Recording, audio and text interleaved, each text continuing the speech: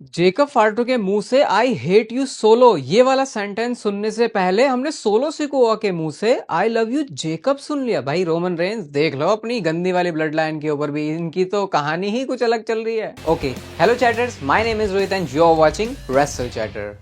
तो इस वीडियो में बात करेंगे आज ये स्मैकडाउन के शो के बारे में, जो कि एलिमिनेशन चेंबर के लिए बहुत ज्यादा इंपॉर्टेंट शो था। पूरे शो को रिव्यू करने वाले हैं अच्छे से, बस आप लोग इस वीडियो को लास्ट तक देखते रहना। सबसे पहले जो शो की स्टार्टिंग है वो होती है कोडी रोड्स के साथ में। कोडी रोड्स अपनी शाही एंट्रेंस करते हैं, रिंग में आके बताते हैं कि मेरा जो दोस्त है, मेरा जो फ्रेंड है, हम सबका जे ऊसो, उसने सिलेक्ट कर लिया है गुंथर को, और अब गुंथर और जे ऊसो का मैच होगा। इसका मतलब सारी की सारी नजरें अब एलिमिनेशन चेंबर के ऊपर और मेरी अनडिस्प्यूटेड चैंपियनशिप के ऊपर है। तो कौन वो बंदा होने वाला है जो कि जीतेगा चेंबर? वो लोगन पॉल का नाम लेते हैं, सीएम पंक का नेम लेते हैं, ऑल्सो ड्रू मैकिंटायर। ये उन्होंने बोला। अभी इस ऑल्सो को ध्यान से सुनना क्योंकि ये आगे काफी इंपॉर्टेंट रोल प्ले कर रहा था अभी सेगमेंट में। इसके बाद वो जॉन सीना के नेम को भी मेंशन करते हैं, कहते हैं सोलो सिकोवा तो ये नहीं होने वाला। और वो स्पाइक की बात करते हैं जो कि कोडी रोड्स को पड़ी थी, जो सोलो सिकोवा उनको मार के गए थे। कहते हैं वो स्पाइक मेरे लिए तो नहीं थी। पता नहीं, मुझे समझ नहीं आया क्या कोडी रोड्स बोल रहे थे, मैंने कुछ अलग सुन लिया। ड्रू मैकिंटायर का थीम सॉन्ग प्ले होता है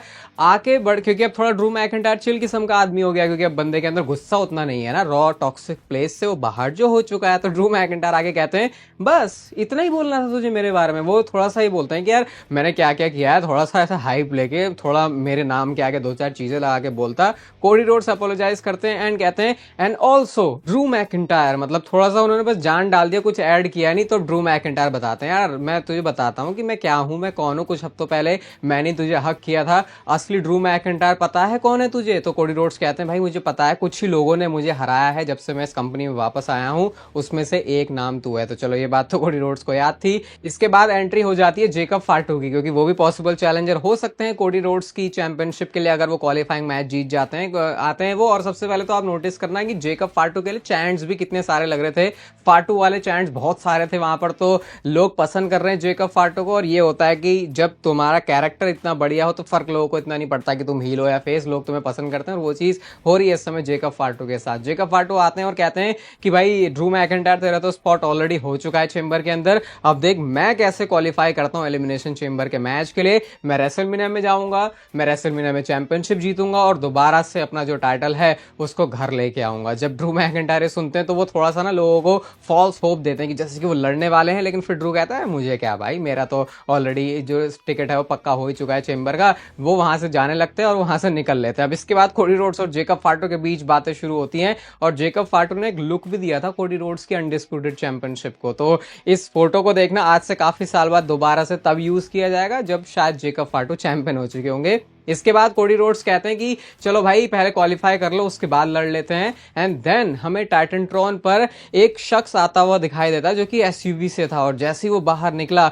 तो भैया पूरे स्वैग से आते हैं सोलो सिकोवा, क्योंकि उन्होंने पूरे ऐसे मस्त तरीके से पूरा व्हाइट उन्होंने सूट पहना हुआ था, अंदर से हाई नेक पहना हुआ था। और जैसे ये चीज वो देखते भाई दोनों जेकब फाल्टो एंड कोडी रोड्स की आंखें एकदम बड़ी हो जाती हैं कि क्योंकि दोनों को चाहिए बात करनी है सोलो सिकोवा से। अब जैसे ही कोडी रोड्स जाने लगते हैं ना, तो जेकब फाल्टो ने कोडी रोड्स को रोक लिया। कहते हैं भाई रुक जा, पहले अगर कोई बंदा बात करेगा सोलो सिकोवा से तो वो मैं हूं, फैमिली फर्स्ट करके उन्होंने बोला। क्योंकि इतने टाइम से जेकब फाल्टो की बात तो हुई नहीं है सोलो सिकोवा से, और जेकब फाल्टो को कहीं ना कहीं बात खटक भी रही है। जैसे वो सोलो सिकोवा चले गए थे वहां से, तो अब जवाब देना है सोलो सिकोवा को, जेकब फाल्टो को। तो कोडी रोड्स कहते हैं ठीक है तू जाके बात कर ले, एंड में तो फिर मैं ही इस बंदे से निपटूंगा। तो ऐसा करके ये जो एंगल हमको दिखा रहे थे वो कुछ ऐसा था कि अब इन दोनों ही बंदों को बात करनी है सोलो सिकोवा से। अभी रिसेंटली ना मैं तन्मय भट्ट की एक वीडियो देख रहा था, उसमें आशीष चंचलानी, पूरब झा, सूर्य कुमार यादव, हर किसी ने यार ये वाला चश्मा पहना हुआ है। तो मैंने सोचा थोड़ी सी सेलिब्रिटी वाली फीलिंग मैं भी ले लेता हूं,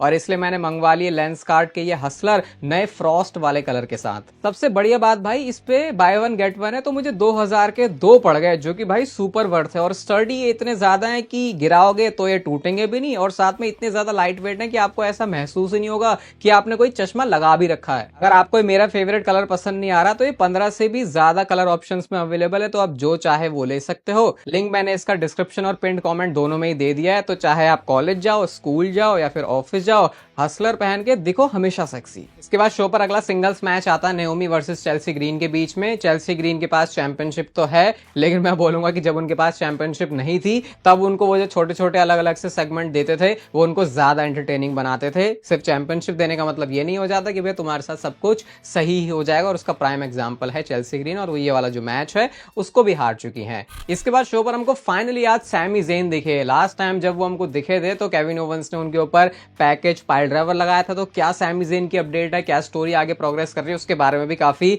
अच्छी स्टोरी लाइन डेवलप हुई है। सैमी ज़ेन कहते हैं कि देखो मैं बहुत अच्छा फील नहीं कर रहा, मेरी नर्व डैमेज हुई है, ऐसा हुआ है वैसा हुआ है, पिछले कुछ हफ्ते मेरे लिए बहुत ज्यादा बुरे रहे हैं, और अब तो ये मजाक ही बन चुका है जितनी बार केविन ओवेंस ने मेरे ऊपर टर्न कर लिया है। लेकिन सैमी ज़ेन यहाँ पे काफी ज्यादा सीरियस था। ये ऐसा सैमी ज़ेन नहीं था जो सब पिट पिटा के आ गया और अब बातें बोलने आया है। कहते हैं कि तूने मेरा करियर सही में एंड करने की कोशिश करी, सिर्फ किस रीजन की वजह से कि तू चाहता था कि मैं कोडी रोड्स को लैडर से गिरा दूं, तेरे को मैच जीतने में मदद कर दूं, सिर्फ इस रीजन की वजह से। इतनी छोटी चीजें, इतनी छोटी चीजें मैटर करती हैं तेरे लिए। वो कहते हैं कि अब देख भाई मैं एक चीज पे क्लियर बताता हूं, जब मैं क्लियर होऊंगा तो इस बार ये तेरे और मेरे बीच की बात है, तेरे और मेरे बीच की लड़ाई है, and it is not going to be fun. ये चीज उन्होंने क्लियर बोल दी कि अब तक तो मस्ती मजाक सब कुछ था, अब मुझे ठीक होके आने दे, देख केविन ओवेंस मैं तेरे साथ क्या करता हूं। अब जिस तरीके से उनकी वीडियो आई थी तो केविन ओवेंस की वीडियो आई, क्योंकि उनको तो वैसे शायद डब्ल्यूडब्ल्यूई के अरीना में आने नहीं देते, इसलिए उनको हमेशा अपनी एक रिकॉर्डेड वीडियो ही भेजनी पड़ती है।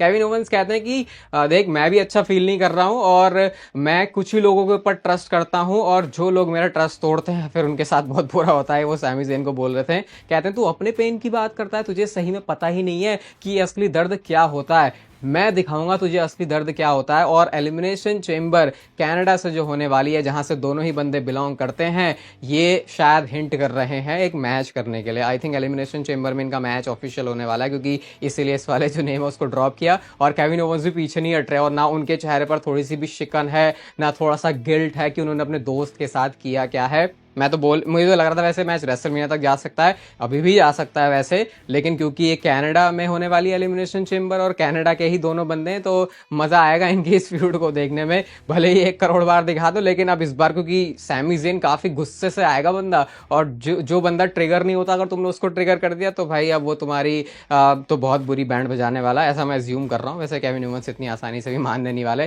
तो देखते हैं हम चेंबर में क्या करेंगे। इसके बाद शो पर MCMGs वर्सेस लॉस गार्जा का मैच था। यार देखो अब क्या आप बोल दोगे, अच्छा टैग टीम मैच था, ठीक है, कुछ फ्लाइंग एक्शन आपको अच्छा मिल जाएगा, लेकिन भाई मैं क्या ही इन्वेस्ट करूं, मतलब कुछ भी क्या है इसमें, समझ रहे हो आप। अगर आप सारे स्टोरी फॉलो कर रहे होगे तो बहुत मुश्किल हो जाता है कि जब बहुत ज़्यादा किसी स्टोरी में बहुत इंपॉर्टेंट चीज़ें या फिर कुछ इनपुट ना हो तो फिर उसको आप अच्छे से फॉलो कर पाओ वीक बाय वीक। वैसे मेरे को फील हो रहा है पूरे टैग टीम डिवीजन के साथ में ही, और मोटर सिटी मशीन गन्स यहाँ पे जो मैच है उसको जीत चुके हैं। इसके बाद आता है बैक स्टेज से वो सेगमेंट जिसका हम सभी लोगों को बेसब्री से इंतजार था, और वो था कि जब जेकब फाटू सोलो सिकोवा से मिलेंगे तो क्या होगा। तो पहले तो बैक स्टेज पूरे टाइम घूम ही रहे हैं। एक टाइम पे तो जेकब फाटू ने एक सिक्योरिटी वाले बंदे को, पता नहीं किसी प्रोडक्शन क्रू वाले बंदे को मार भी दिया था। अब जेकब फाटू एंड सोलो सिकोवा आमने सामने आ चुके हैं, और सीधा सोलो सिकोवा ने एक स्टेप बैक लिया, मतलब लिटरली एक स्टेप बैक नहीं लिया, वो एक्सप्लेनेशन दे रहे हैं, समझाने की कोशिश कर रहे हैं जेकब फाटू को कि ये बंदा पगला ना जाए, कि इसको मैं समझाऊं भाई हुआ क्या है। सीधा ही जेकब फाटू ने बोला भाई बता क्या चल रहा है, सीधा सीधा बता मुझे क्या बात है। सोलो सिकोवा कहते हैं यार देख, जब से मैं हारा हूं रोमन रेंज से, मेरी उला फाला गई है, मुझे थोड़ा सा टाइम चाहिए था, लेकिन अब मैं वापस आ चुका हूं, अब फिर से फैमिली को साथ लाने का टाइम है, यहां से आगे बढ़ने का टाइम है, अब हमको दोबारा से वो चैंपियनशिप अपनी फैमिली में लेके आनी है। और जेकब फाटू तू एलिमिनेशन चेंबर में उतर, और तू एलिमिनेशन चेंबर जीत, और रेसलमेनिया में तू टाइटल लेके आ। सोलो सिकोवा ये बात जेकब फाटू को बोल रहे हैं। एक्सप्रेशन जो जेकब फाटू के हैं वो ऐसे नहीं है कि सोलो सिकोवा की बातें सुने अरे वाह मेरे बॉस ने ऑर्डर दे दिया, इस बार वैसा वाला नहीं था जेकब फाटू। जेकब फाटू कन्विंस नहीं है, उल्टा वो तो जाने के लिए बोलते हैं, लेकिन तभी सोलो सिकोवा ने वो 4 वर्ड्स बोले जो कि एक्सपेक्टेड नहीं था कि सोलो सिकोवा के मुंह से हम सुनेंगे, और वो बोलते हैं आई लव यू जेकब। ऐसा उन्होंने 2 बार बोला, तो भाई कहानी उल्टी हो गई है, आई लव यू सोलो से आई लव यू जेकब हो गया है।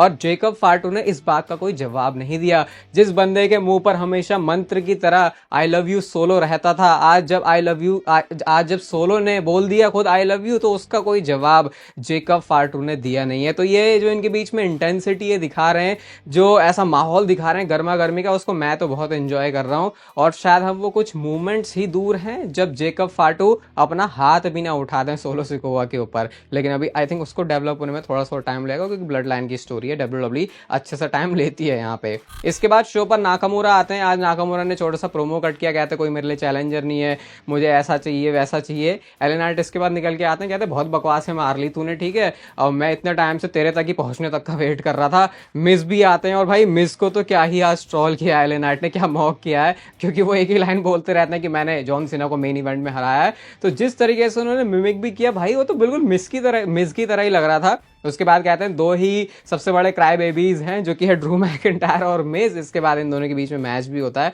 एलन नाइट और मिज के बीच में। निक ऑल्डिस ने आके किया था, और बीएफटी और एंड में एल्बो ड्रॉप के साथ में एलन नाइट वाला मैच जीत चुके हैं। मैं तो इस पॉइंट पे सोचता हूँ कि मिज का सही में कोई डब्ल्यूडब्ल्यूई में रोल बचा है, मतलब डब्ल्यूडब्ल्यूई कुछ और सोचती है उनके बारे में, या फिर सिर्फ ऐसे है कि किसी के साथ फ्यूड में डालना हो या फिर किसी को थोड़ा सा पॉलिश करना हो तो फिर उसके साथ एक सेगमेंट दे देते हैं, क्योंकि इससे ज्यादा मुझे तो कोई रोल लगता नहीं है उनका। नेक्स्ट शो पर कार्मेलो हेस वर्सेस आर्ट्रूथ का मैच था। आर्ट्रूथ अब स्मैकडाउन के सुपरस्टार हो चुके हैं, बेचारे कर नहीं दे देते उनको अच्छे से जॉन सीना वाले मूव्स, वो उन्होंने करने नहीं दिया। एंड में कार्मेलो हेस ने अपने फिनिशर के साथ में ये जो मैच है उसको जीत लिया। शो पर चैंपियनशिप, विमेंस चैंपियनशिप के लिए भी मैच था, Tiffany Stratton versus Nia Jax के बीच में।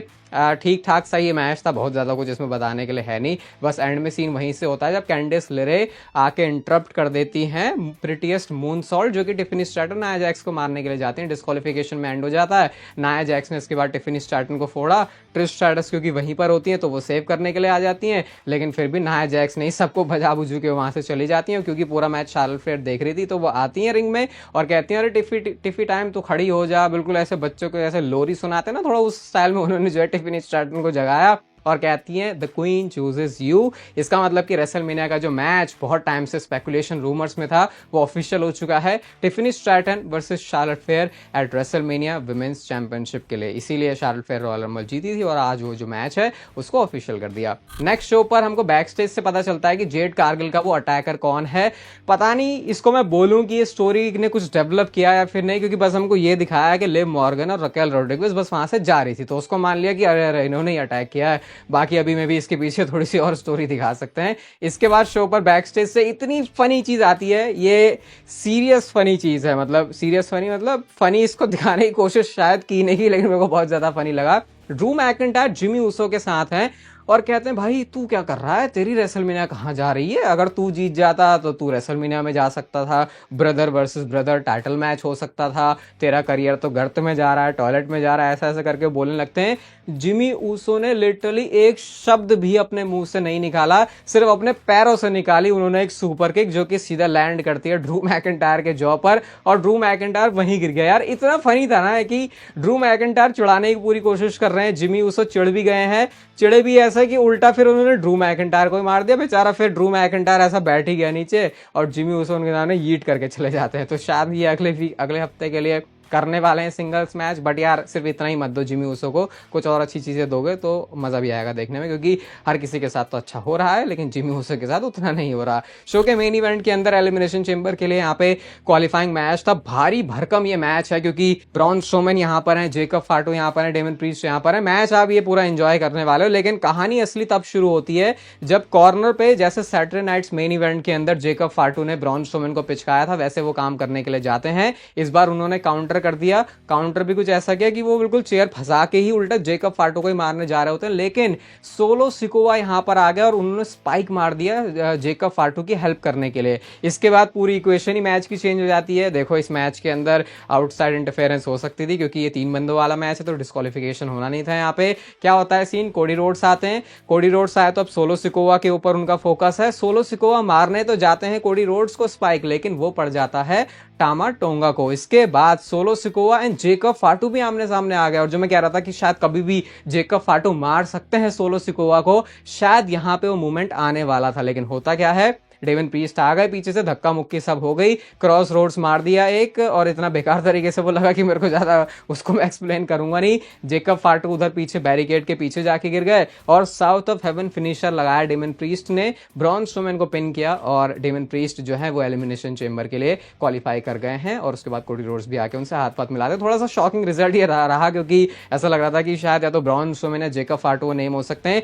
लेकिन जेकब फाटू अब किस वजह से एलिमिनेशन चेंबर नहीं जा रहे ये बात ध्यान रखना, क्योंकि इसको भी स्टोरी लाइन में बहुत ही खतरनाक तरीके से यूज करने वाले हैं। आज की स्मैकडाउन को मैं 3.75 स्टार की रेटिंग दूंगा। बाकी डिस्क्रिप्शन और पिंड कमेंट में लेंस कार्ड की हसलर सीरीज को चेकआउट करना बिल्कुल भी मत भूलना। ये वीडियो आपको अच्छी लगी तो इसे लाइक कर दो, चैनल को सब्सक्राइब कर दो ऐसे और मस्त WWE से रिलेटेड कंटेंट के लिए। और तब तक पे लेते रहो जिंदगी के मजे।